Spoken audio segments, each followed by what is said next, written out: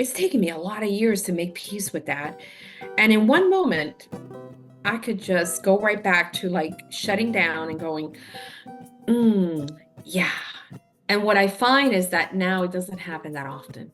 Even in the worst case scenario, being judged for my spiritual beliefs, this is who I am. I'm not going to change who I am any more than, you know, this is what makes me Millie. Hello and welcome to Conversation for the Soul. I am Linda Christine, and today I have my beautiful friend Millie America here for my 100th episode of Conversation for the Soul. Yay! Let's celebrate. Oh, it's such an honor to be here, and thank you so much for having me back. Oh, I couldn't think of anybody I'd want to have on more Mm. for number 100. So today, let's just talk about the kinds of things that you are feeling in the collective and you are feeling personally. And what are you processing? What's going on? It's so funny. I was thinking about what we're going to talk today. And so I'm seeing it with clients, I'm seeing it with friends. Like there's this massive shift happening in people's lives where it just feels like constant chaos or not knowing where you're coming or going. And it's almost as if we have to get rid of old crap that we didn't think we needed to get rid of. And that includes emotions. So I went to a yoga expo with my niece on Saturday. And while there, I took a yoga class. It was yoga for mental health. And I thought, surely this yoga class is just sitting there and listening to the woman or doing some gentle exercises. No, no, no. I was in the back of the room with about 55, 60 people, losing my crap. I was not in a good mood. I know better. I don't care for yoga. Not yoga. I mean, for years I did yoga, but I did yoga like the yogis do yoga in India, which is very gentle. It's in the Western world that we've actually created these exercises that are more like aerobic than the real flow of energy that the real yoga from India is all about. It's about really allowing the energy to be unlocked from different places. Nonetheless, I take this yoga class. Oh, something on on dislodge in me. I walked out of there, Linda, tears streaming, pure anger. And anger is not an emotion that I know very well. I can get angry for a moment, but after a few hours or a day, I go right back. My equilibrium just shuts. I don't do. That was Saturday. Sunday, I was in pain because of the yoga class. I couldn't move. Even my hair hurt. And then Monday, Monday, I was in pain. And then it was not even anger. It was this severe rage. Like it was fuming. My stomach hurt, my head hurt, my body hurt. And it was almost like I wanted to chicken choke anybody who came in my presence. It was just like, where is this coming from? And it passed on to Tuesday. Tuesday night, I woke up at 11 o'clock at night and I realized that grief was right under the rage. It was almost like I think I wrote about it. It was almost like the grief was hiding in the closet, waiting for rage to go away so the grief could actually remove itself from the closet and come to visit. And I was thinking about The Guest House, the poem by Rumi, how we allow all of these emotions. If you allow them to come and visit into the guest house, you sit with them, you feed them, you love on them, and then they go away. Yeah, I wasn't ready to feed grief the way that I processed it yesterday. But then I called a few friends and they were like, I'm going through something similar. It doesn't have to be the same emotion, but it just feels like the collective is enraged. It's also grieving so much loss. And even though they might not process what the loss is for or what the anger is for, it's there. It's not, I don't think I was just picking up on my own emotions. I think I was picking up, which I have a lot to be processing at this time. But I think I was picking up, oh, on the collective. And I took a mental health day yesterday, didn't go to work, didn't do anything. I got out of my pajamas and I drove myself to the beach and I walked and walked and cried and walked and cried and walked and cried. And it was for miles and hours. And all I can do was just process there were moments where my heart felt like somebody was squeezing it so tightly and allowing all of it to come out. And I think, and I feel that it's years of being compounded into a closet for real and not honoring the things that I've put up with that started 3.5 years ago or before that. And I don't even know, this morning, I actually slept last night, and this morning I woke up and I felt a shift. I felt like, okay, this is what happens in our bodies when we store. My chest didn't feel so tight. My blood pressure didn't feel it was over the roof. I could breathe. I had been having all these issues with breathing, even though I don't smoke or, I don't suffer from anything in my lungs. But for the last 2 days, it was right there in my lungs. Like I was having a hard time catching a breath. And the lungs are all about grief and metaphysics. And it had to come out. And what I'm finding is today in sessions is talking to people. There's a lot of grief. There's a lot of things that we are carrying in our bodies. Do you feel it?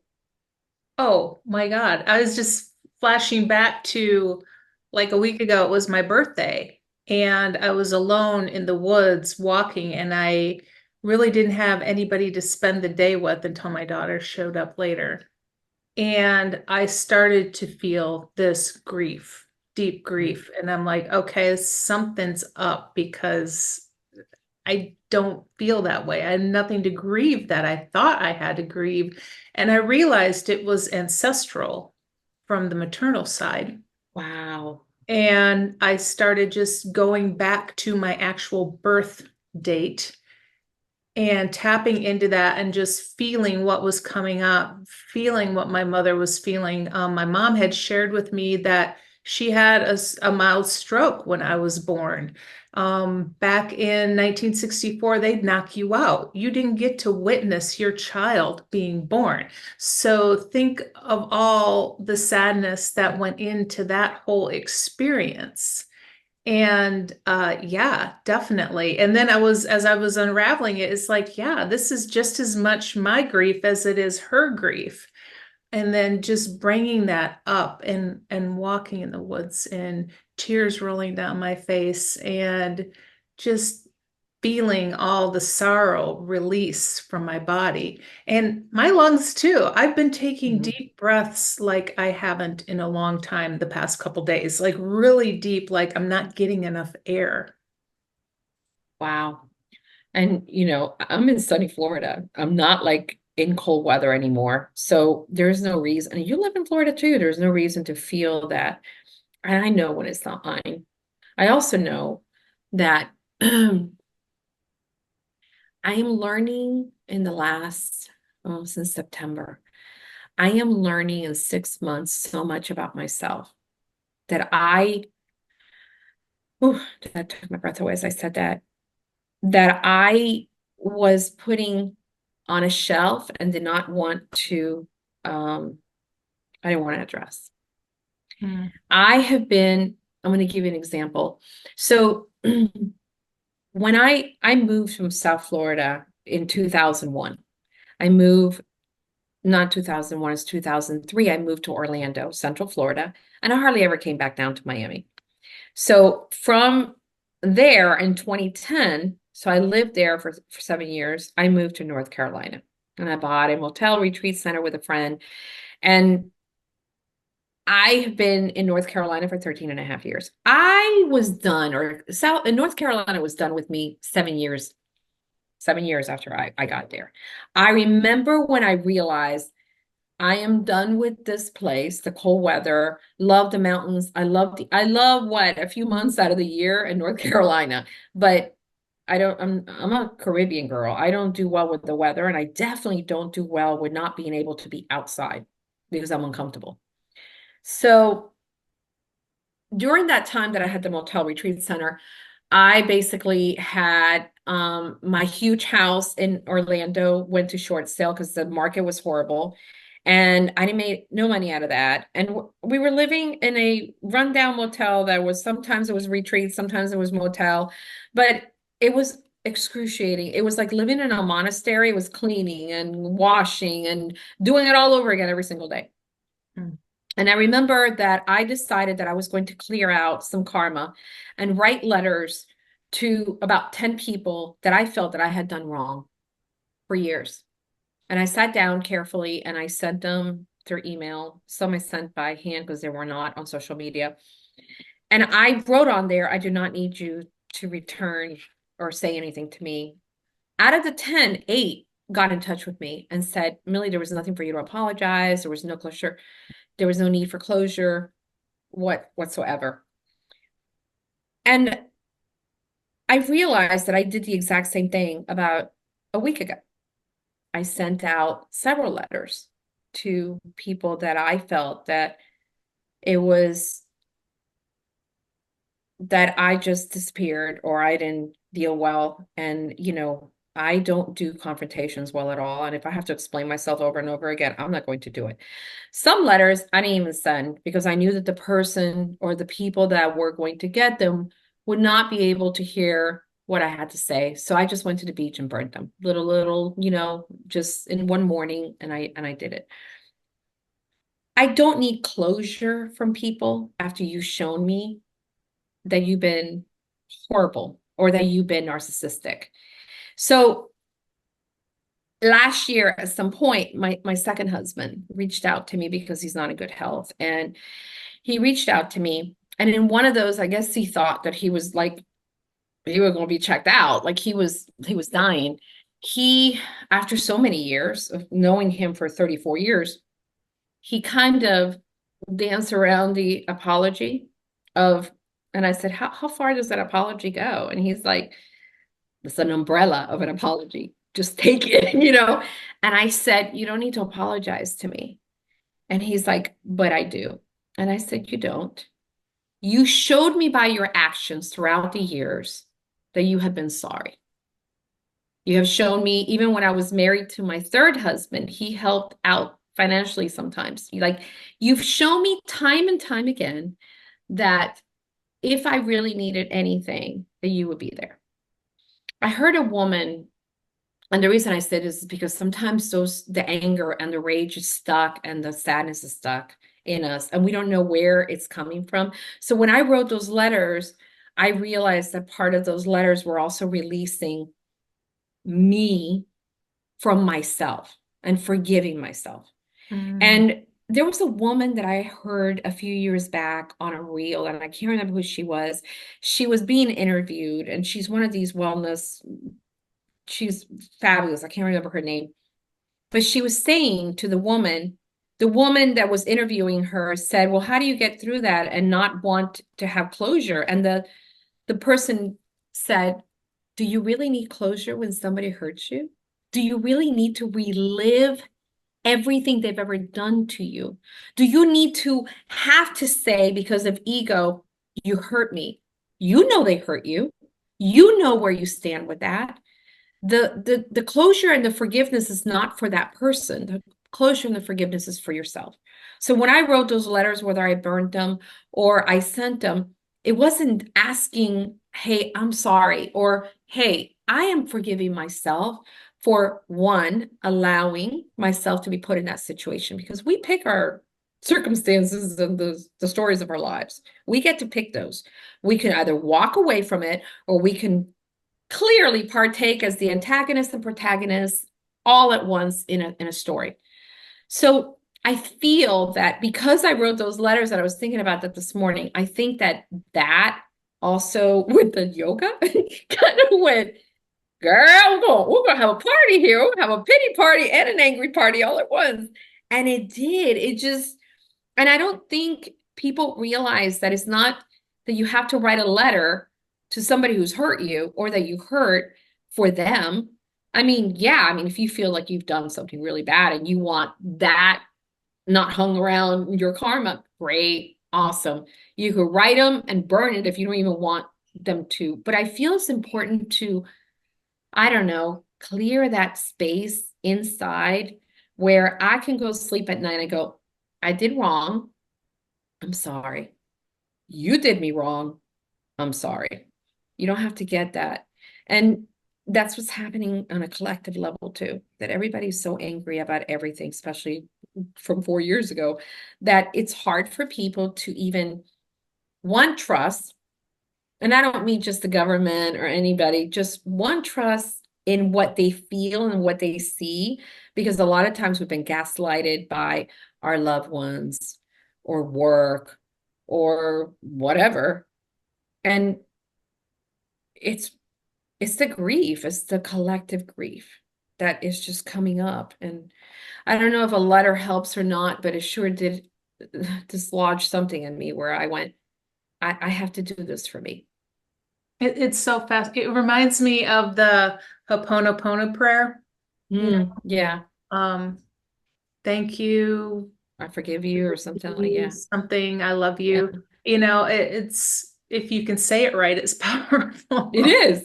I don't know it right off my head, but when I read it, I go, yeah. Yeah. But it's such an interesting dichotomy because it's like I believe we made these agreements before we came here with these people to have them show us this ugliness, to bring forward some sort of healing and truth and that sort of thing. My husband and I were walking in the woods last week, and this subject came up too. So it's got to be top of mind for a lot of people if he's bringing it up. But he's like, gosh, just think in the afterworld. You're going to meet your boss and go, oh, you were such a bitch. Thank you. You did awesome. You shifted my whole life. And it's But you like do, they're the greatest teachers. I was just exactly what I was going to say. You do know that the hardest personas that play in our lives are the most powerful teachers. I have had one recently. Boy, I don't think I've ever had anybody teach me so many powerful lessons about forgiveness, about standing in my truth, whether it's being a mother or my spiritual truth. It's taken me 14 years to come out and actually be out, whether it's on social media or talk to clients or go up to somebody and say something that, that is coming through. It's taken me a lot of years to make peace with that. And in one moment, I could just go right back to like shutting down and going, yeah. And what I find is that now it doesn't happen that often. Even in the worst case scenario, being judged for my spiritual beliefs, this is who I am. I'm not going to change who I am any more than, you know, this is what makes me Millie. And to question it or to put it out there or to scrutinize or to just, just say the worst things you could possibly say to a human being.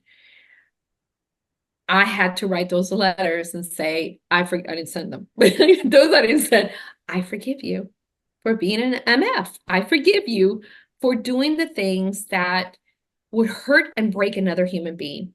Because I also know that every single time that this person does something to me, when I step into my meditation practice, I see that person as a young child who was not in a healthy relationship with their family.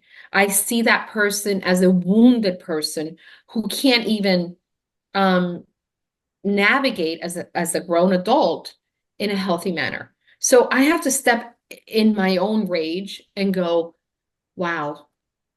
I remember I was raped at 18 and I never saw the person again. I was left and shattered, and every time I would see somebody that looks similar to that person by the streets for years, I would actually go to the place of the attack.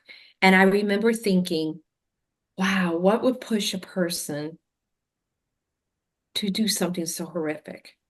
And then I would go back into, and I was younger. I didn't like, I think back now, I don't know how in my 20s and in my 30s, I could compartmentalize that into something that was compassionate, where I don't know where I learned that, because it just came natural to me to forgive that person, that stranger, and say, I wish I would have given you the love that you deserved as a child. And I would say that over and over if I saw somebody that after the initial shock or shaking, I would, whether I was driving or pulling out of a place or even just putting gas, I would say, "God, I wish I would have been your mother to show you the kind of love that you deserve." So I have to go back and do the exact same thing now with this other person, where I find myself in the midst of anger, sometimes going, I wish I would have been the mother you needed in order to be a healthy human being. Mm. That's powerful. I didn't learn that, Linda. I don't know where that came from. And it's still now as angry as I can be because I'm being pushed and pulled and judged and scrutinized and, gaslighted, and you call it all. After I get out of those emotions, I can try and send, not always successful, try and send some love and forgiveness. But the letters that I've written were so powerful. And I mean, there were pages and pages and pages and pages and pages to this one particular person.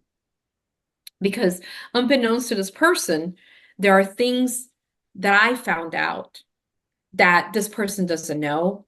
And I've been holding them for years. And it could have broken a lot of things in both of us. And I chose to carry that on my own. And so writing those letters and really taking time to just be in those moments. And the ones that I did send out, I specifically put, I'm not writing this to get an answer. Please do not reach out to me.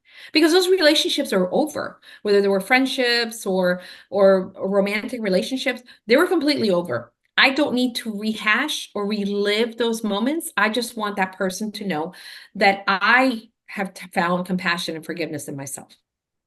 And imagine if we all did something similar just to get, they don't have to be sent out. The ones that could be sent out, you know what?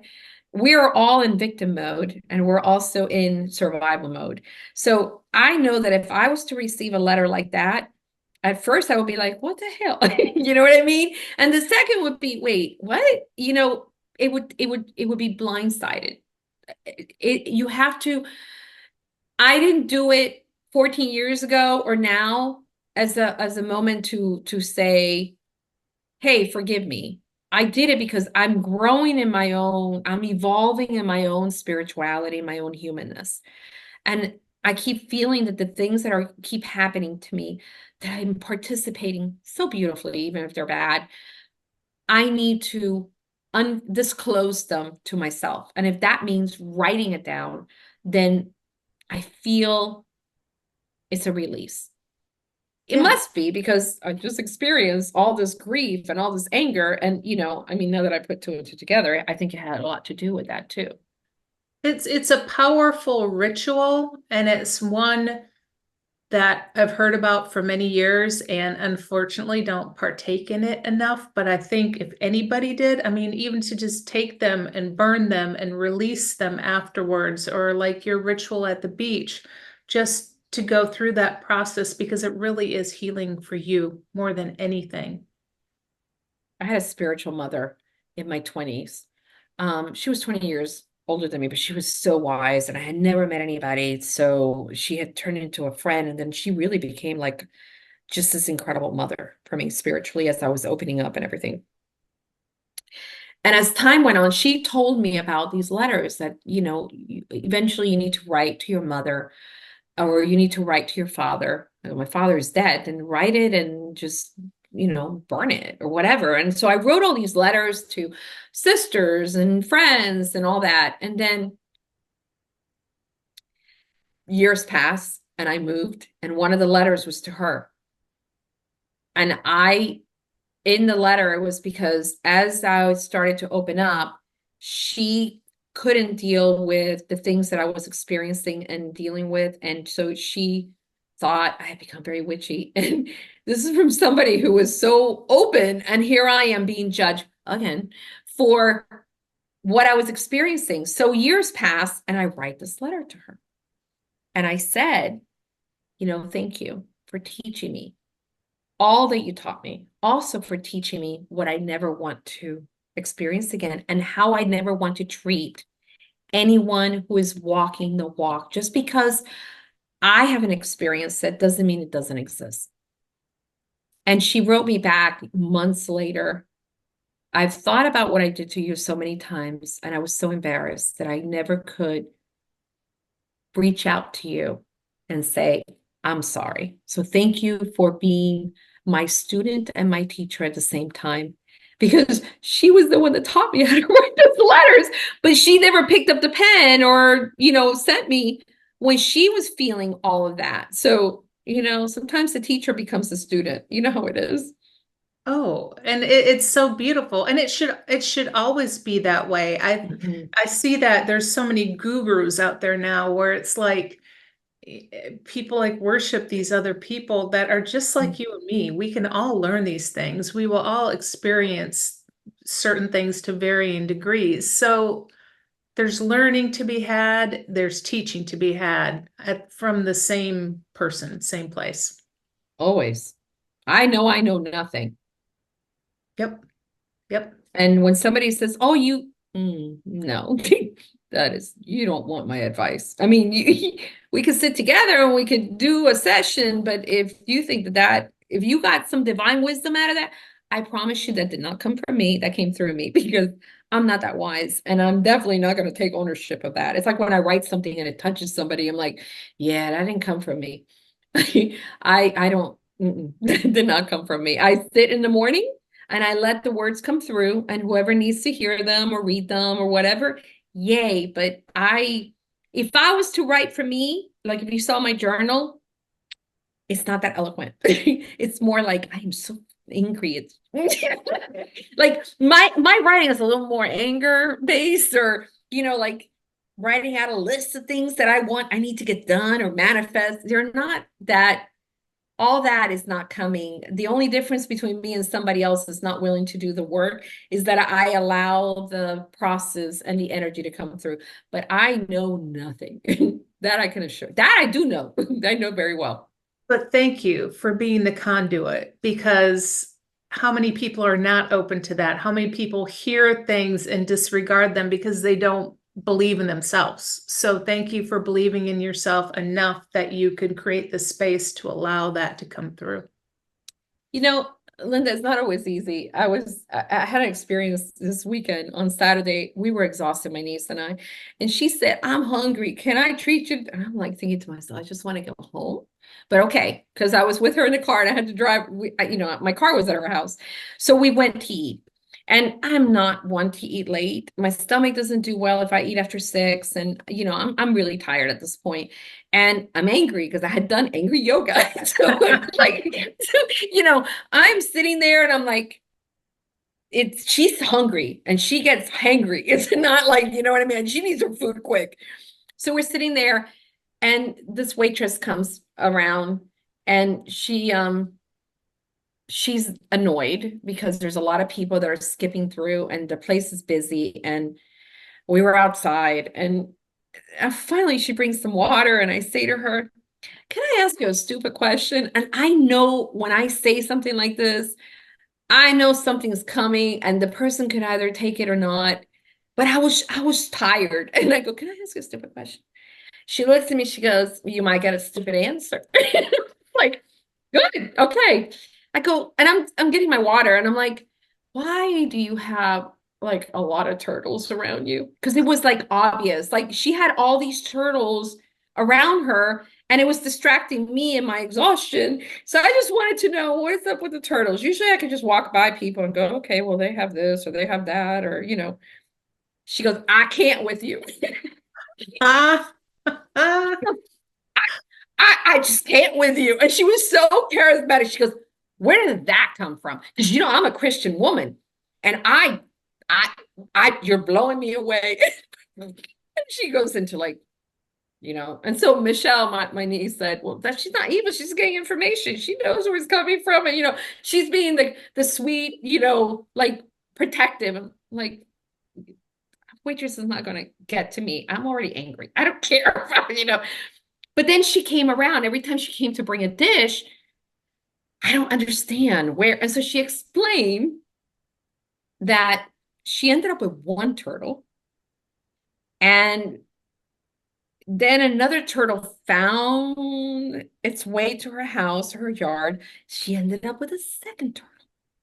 Then she lost one turtle. And so somebody went and brought her a replacement turtle. And then the other turtle came. So then she got stuck with three turtles. And then she ended up with a fourth turtle. She's like, they find me, I don't even go looking for them. And so I explained, what do you need to learn from the turtle? And she knows, she looked at me, she goes, what? I go, the turtle medicine is trying to teach you something. I said, I mean, I don't know anything about turtles, but if I was to pull from some vortex out there, I would say, what are you not taking your time to do? Because a turtle, no matter what it does, it will eventually get to where it's going. It's a no rush to get there. So what are you rushing to or not taking your time to get to that? And you just hold that thought. She would go do her rounds, come back. She goes, wow, I've been thinking. Uh-huh. And then I said, and she goes, what else? And I said, well, the turtle carries her home on her back. So what are you not carrying or carrying from your home or your home life? Is your home life, is your house in chaos? And she's like, oh my God, it's constantly in chaos. We're constantly doing construction and blah, blah, blah, blah. So at the end, she said, I would just love to talk to you. I don't need a reading. I don't believe in the tarot. That's evil. I didn't even give her my card because if she has that, I think it was this powerful lesson between the two of us, because I know better than to stay in South Florida. When I lived in Asheville, I had no problem saying, hey, I see this, because Asheville's so woo-woo. Miami, you might get slapped. So I'm very careful to not like say everything that I see. I'm keeping my mouth shut a lot more than I'm like, I don't want to see, but I was tired, and I don't know why that conversation came up, but anyways, I don't know where we were. Well, no, it came up perfectly because we were talking before we got on here about, being judged and standing No. for the truth. Yeah. And that's been happening quite a bit for many of us. And I know you know about that. Yeah. Yes. And it wasn't fun. I can't really get into the details, Right. but what I do know that I was in a modern day witch hunt. And I'm not even a witch, or maybe I am. I don't know, but I don't consider myself. I mean, I feel that there's a thin line between what people see spiritual and what people see religious. If I was a born again Christian, which I am very much into Christianity, I'm very much into Buddhism, I'm very much into Judaism. I mean, I pick and choose the major lessons of compassion and love from all these religions. And if I was a specific religion, no one would question that I'm having a conversation with Jesus Christ. If I was a Catholic, no one would question me going into a Catholic church, lighting a candle, and saying a prayer to a saint. And if I was a Buddhist, nobody would even question me going and sitting in front of a Buddha in a temple or speaking to a monk. What happens is this very thin line where people, it's either yes or no. The gray area of spirituality, or you not picking and choosing. It's not very spiritual or religious when you're judging people because they're not of your same belief system. Yep. It defeats the purpose of believing in love and compassion, because one of the things that I find that all religions try and teach, whether it's the Bible or any other dogma, is that we must love our neighbors. We must have compassion. We are moved in this world through the vibration of connection, acceptance, and love. And when you judge a person because they're not in your same belief system or institution, what does that say about your own belief system? It defeats the whole purpose. I mean, Jesus didn't say, hey, if you are not a Christian or if you don't follow me, you are not. No, that's man putting that into. I believe that, and I'm not going to down to religion, but if we're talking about spirituality, what's the most beautiful thing about believing in something that is higher than us, whether it's God or Jesus or Buddha? It's to really love humanity, right? And so to be judged because I don't have a specific religion, wow, that was, and I struggled with that since I was a child, for seeing things that nobody else saw, or feeling things that nobody else felt. All of my life hiding in the closet, like grief was just recently, just hiding there and saying, okay, I'm just going to keep my mouth shut. I'm too old to keep my mouth shut because I don't judge people by what they believe. I can talk to a Christian in Christian form. I could talk to a Jew. I can talk to whoever in their same level and still bring it back down to just being humans. And so, yeah, I was recently in a little witch trial that it made me, I'm going to tell you, after this happened, um, I couldn't get out of bed for 2 days. I'm not going to lie. It tore me up. And then my adult kids came, all three of them, and they brought me food and they gave me a really hardcore pep talk. you know, Woman, this is not who you are. You are strong. You are this. You need to get up, go take a shower, go eat something, and get your act together because we can't function without you. And They're beautiful souls. They learn they're, who their mama is, and they love that. yeah, but I'm gonna tell you honestly, the hardest thing for a person to do is when somebody who wants to hurt you finds that trigger, whatever that trigger is. Mine is being a mother and my spirituality. For you, it could be something completely different. When somebody wants to hurt you and finds that sweet little trigger, if you are not in your truth, in your divine wisdom, it can destroy you.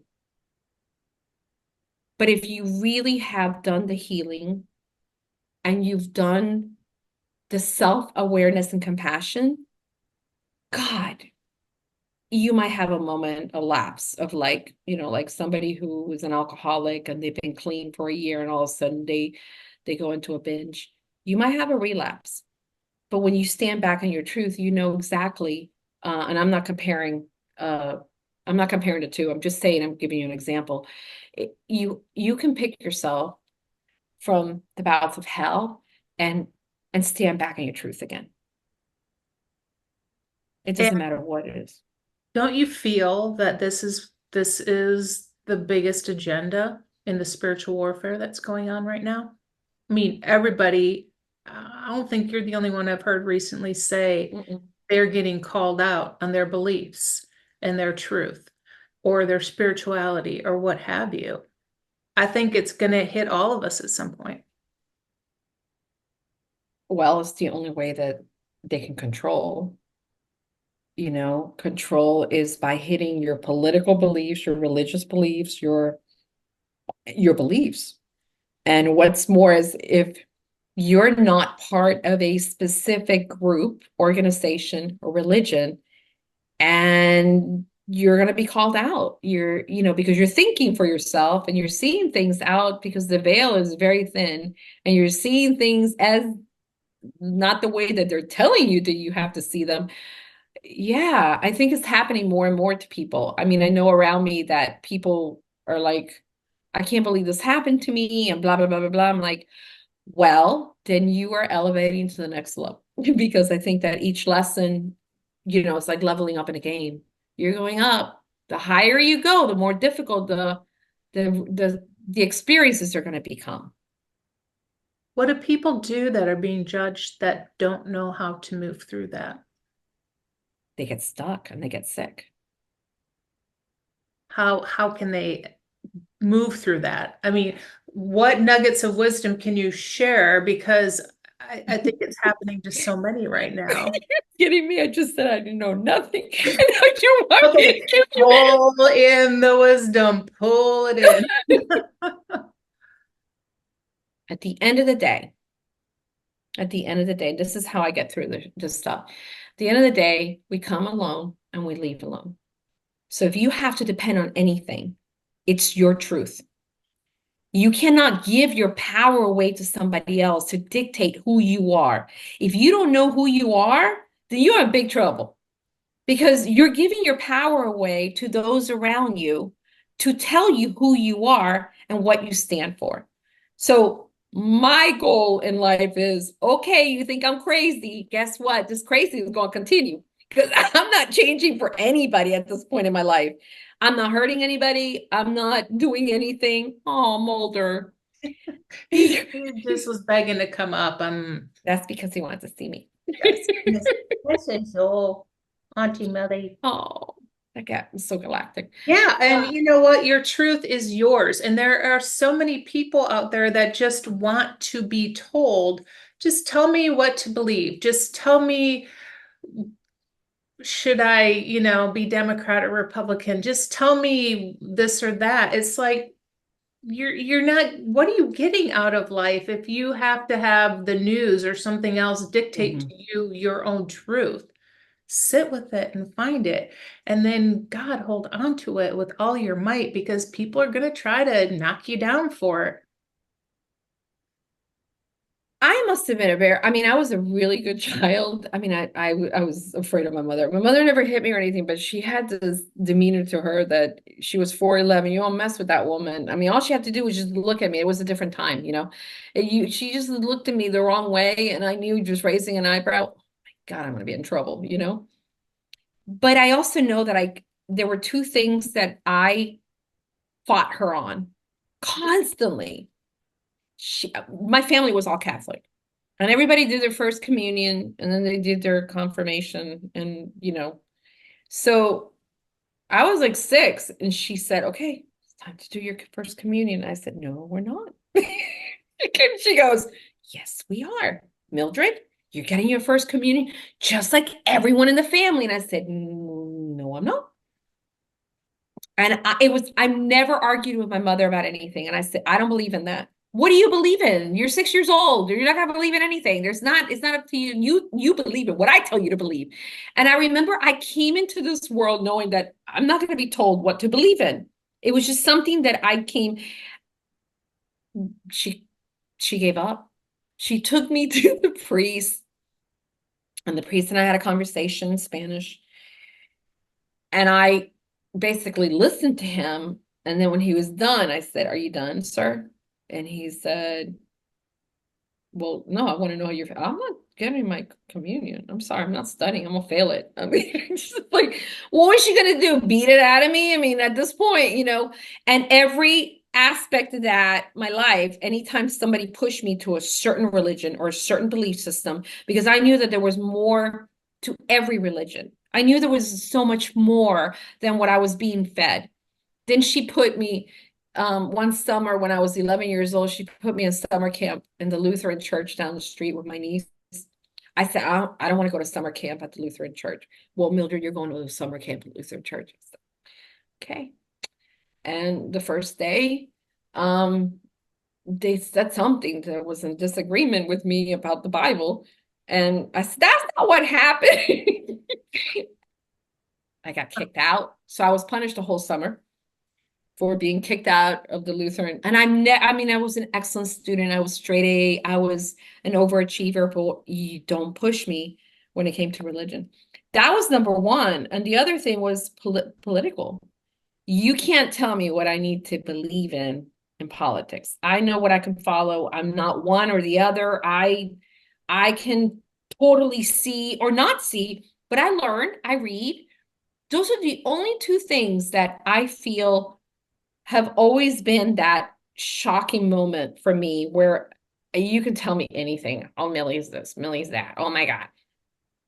But if you push me to something, and even as a child, and the reason I say this is because I have a 6-year-old who's also an Aries, who is exactly the same way. And wouldn't you know, he's not even biologically mine. And yet the things that come out of his mouth, I'm like, oh my God, how did my mother put up with it? Because he questions everything to the point where I'm like, you're right. I have to say, you're right. That is That's not the way. intelligence. That is pure intelligence when you're not willing to just follow a narrative. It He is takes a that. lot to do that these days. It does. Do you see the evolution of our civilization? Going in reverse, yeah. No. Do you see the evolution of our civilization slowly in snail or turtle? Do you see it? The reason is because I see it. If I could see it in a moment at a restaurant with somebody who had couldn't even hear and then was like, wait, what? Like, huh?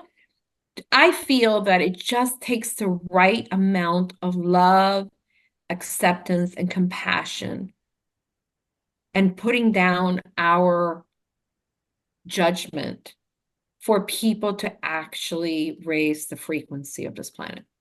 And to speak in human terms. I mean, that's a fear that I have with my book right now, because my book is actually very much about my 3D experience going through chemotherapy and cancer. But I look back at it 10 years later with everything that I've learned growing as a soul and growing in consciousness and all of that, to where that's included in there too. And now I'm like, ooh, like I ran into this man at the post office the other day when I was mailing out my Oracle cards. And he's like, oh, did you write a book? And I'm like, well, these aren't books, but yes, I have. And I told him about it. And he had parents who went through cancer as well.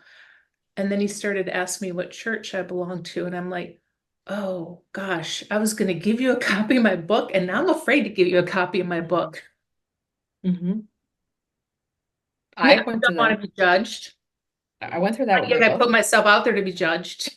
But you know what? You didn't write that book for somebody who's not going to be able to read it. You wrote that book for you because you were writing it as an extension of the emotions and the experience that you were having. But you also wrote the book for it to be given or accepted to the person that needed to read it.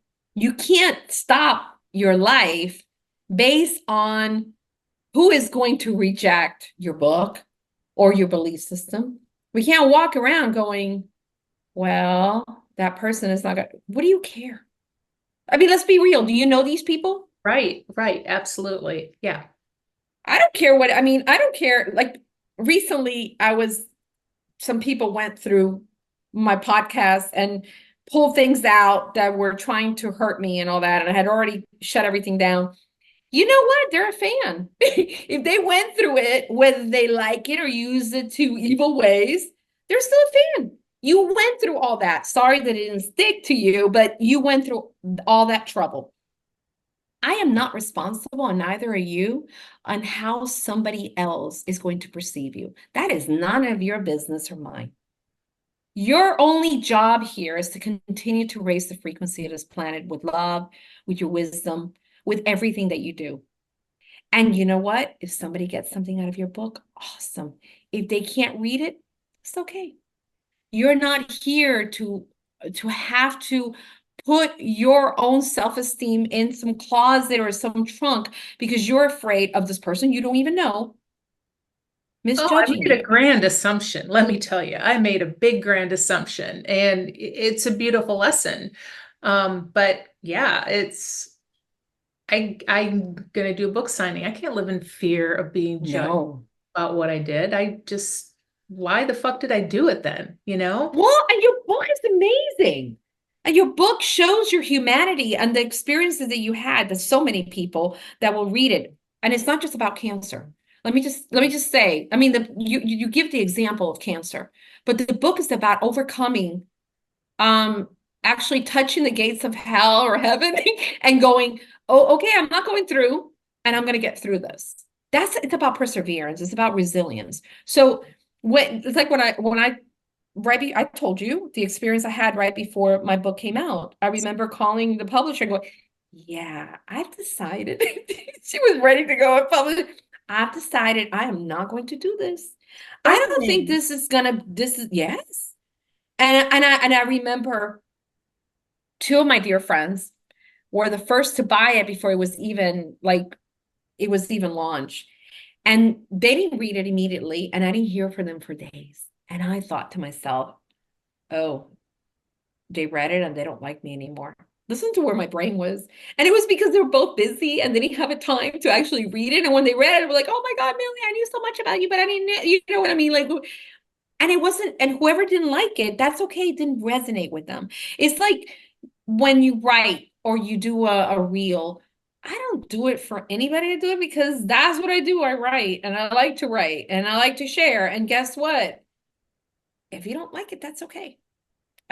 It doesn't resonate with you. There's this ability on social media to do something most people can't even fathom. They don't even know.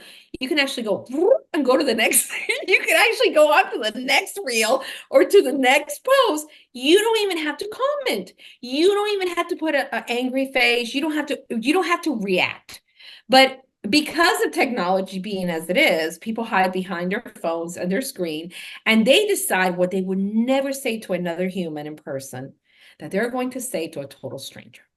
Yep. And that is the sad part about where we are in humanity, that we think that we need to voice out every single opinion, even if it's contrary to what the person has. And it's hurtful. I remember years ago, I had just started Sacred Journey and I was writing all this stuff. And somebody just like this troll just kept going on there and writing the most horrific things about me. And I allowed it. And I finally said, you know what? I'm shutting everything down. This is the beginning of me being on social media and actually starting to write spiritual stuff. So we're talking about 11 years ago. And I remember I made a big announcement that I was going to get off social media, that I couldn't deal with the fact that somebody was so mean and blah, blah, blah, blah, blah. And it was hurtful. And I didn't have the thick skin that I have now, literally. And a cousin of mine who I never hear from. I mean, I hear when I see him in, like in family gatherings, but I didn't even know he was even reading my stuff. Oh my God, he wrote the most beautiful thing, basically saying, fuck what they're thinking. What do you care? That's on them. And you know what? If they read it and they didn't like it, at least they read it. Maybe something will, like he really went at it. And throughout the years, anytime somebody he goes, don't you dare close your page out to give somebody, you know, that much power over what about us that are reading your stuff? Us. I didn't even know he was reading my stuff. Us, and like, you know what? Now, every time that I have an encounter with somebody, which is rare, I think about him and I go, you know what? It's okay. I have two choices. I can leave it there for other people to like, or or I could delete it. A lot of times I delete it because I don't need that kind of negativity because it just ruins the whole entire flow. I just delete it. I don't even give attention. But before I delete it, I always send the person a message. I don't think I told you this before, right? No, I I don't think usually you told me send this. a person a message, a private message. And I say, thank you so much. I usually start, thank you so much for being on my post. Thank you for your opinion. I just want to thank you for participating in my page. And I hope, and because I'm kind, a lot of times I just delete it. But I've had several times where the person starts engaging and it's their own wounding or it gets triggered. And you never know. I have one person that became a very good friend of mine. Like he's a huge follower, but about 5 years ago, boy, he had a few things to say. And I went back and I just sent him a loving message thanking him because I mean, I don't never know. You never know how someone's going to react to something that you post. You recently had the same problem. And if maybe they never had love, so they experienced Yeah. you and kindness from you. What And kindness? It's not what a so much shift. love. It's kindness because you're right. They probably haven't experienced that. And bullies were bullied. Hurt people, Bullies hurt hurt people. people. Exactly. So if you twist that around and you try to show, the opposite of that, it might be something that they needed from you. And then he was like huge, following me and making comments. And I was like, oh, this is so thought provoking. Thank you so much. Like, oh my God, he went from like telling me off to like, yeah, you're doing such a great, like he was my biggest cheerleader. You did such a great job. I'm like, see? That's hilarious. That I love that. Just imagine if we all did that with everybody we even encounter on a daily basis. The And grandma sometimes you at the can't. store, you know. Yes, I can't do it driving yet. I think that's my biggest fail on the planet is not being able to be a kind and courteous driver. I'm very aggressive behind the wheel. Well, and let's just say I come from the mountains all these years. The other day I walked into work and I said to my employees, I said in Spanish, what a beautiful experience it is to be in Miami's traffic. And they're looking at me like, and I go, it's just Crazy like this, lady, it's like local. this Zen moment of just getting all the evil out of me. It's just like releasing it all. And I sit there, people don't use their blinkers. Do you know that there is a thing in the car that they don't use? And it's called a blinker. They just, and another thing is like, you haven't even, the light just turned green, like not even a half a second, and they're already beeping. Get out of the way. And I'm like, what an amazing opportunity to be in that Zen moment. And they're looking at me like, what? And I go, I'm serious. This is an opportunity to rise to a moment of my spiritual truth that I am embodied, even in anger, I can still remain at peace. But yeah, I understand. I mean, I drive around one of my boys. I'd rather drive. I don't know what's happened to that son of mine, but he has a serious issue with drivers in Miami. So I get it. And, it's just like, it's okay. We're not in any rush. We'll get there. But it gives you an opportunity, right? If Yeah. you think about it, it gives you an opportunity to really uh embody what what you learn and how you're moving through. Yeah, 10% of the time I can do it. That's as far as it goes for me. Um, Before we go today, can you share a little bit about your Goddess Collective that event that you're going to be doing? I would really love to hear about that. Okay, so I have a thing about technology that how, and I'm sure there's other people out there that like you talk about like what stops us from growth. So I have a thing about technology. I don't like technology. I know how to put a post up. Don't ask me to do anything. And so I've been working on this container, this class, this 10 weeks long, and it's where women gather together and we go through the initiative of like releasing old traumas and stepping into our intuition and the embodiment of the divine feminine, which means that you really have to release a lot of the old stuff and the programming of what we've been taught to be strong and do this and do that. So it's 10 weeks of this, and we meet once a week, and you get some homework. And I'm putting it together, but it has been so powerful in me writing all the classes and feeling now. And I'm very grateful that my niece, who does marketing, can actually do this for me because I don't, like the edible soul. I mean, I don't have my show up because it's the whole thing with technology just it freezes. And how many times do we stop ourselves from succeeding because we can't do something?